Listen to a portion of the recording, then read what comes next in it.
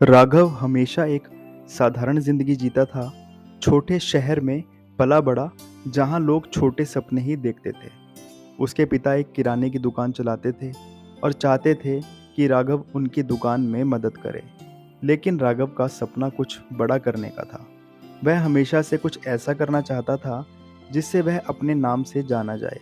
पर एक चीज़ जो उसके रास्ते में खड़ी थी, वह खुद पर विश्वास नहीं कर पाता था।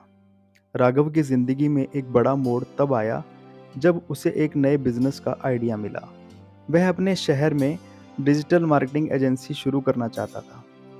उसे पता था कि छोटे शहर के बिजनेस मालिकों को ऑनलाइन मार्केटिंग की ज़रूरत है, लेकिन किसी ने अभी तक इस पर ध्यान नहीं दिया था।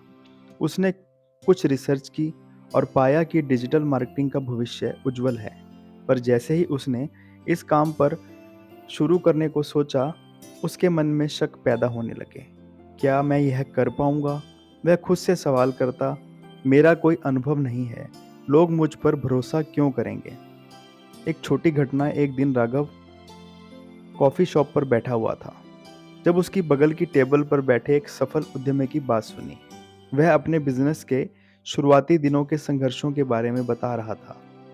उसने बताया कि कैसे उसने बिना किसी अनुभव के शुरुआत की और रास्ते में गलतियां की, लेकिन उसने खुद पर विश्वास बनाए रखा। उस उद्यमी के शब्दों ने राघव के दिल में कुछ जगा दिया।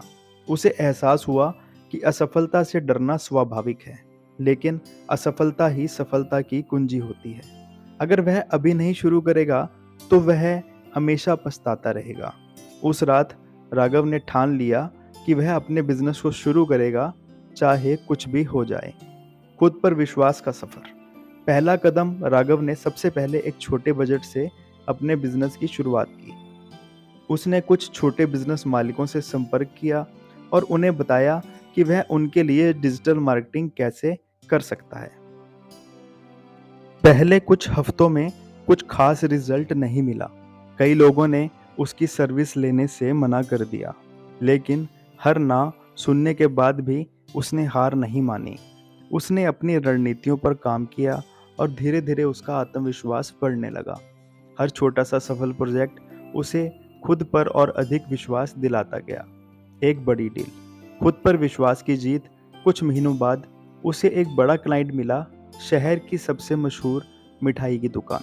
राघव ने उनके लिए सोशल मीडिया मार्केटिंग की पूरी योजना बनाई।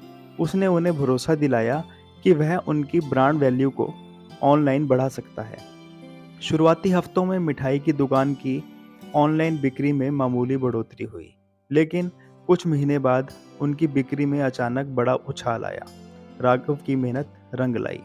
मिठाई की दुकान के मालिक ने खुशी खुशी राघव को रेफरेंस देना शुरू किया और देखते ही देखते राघव के पास क्लाइंट्स की लंबी लाइन लग गई।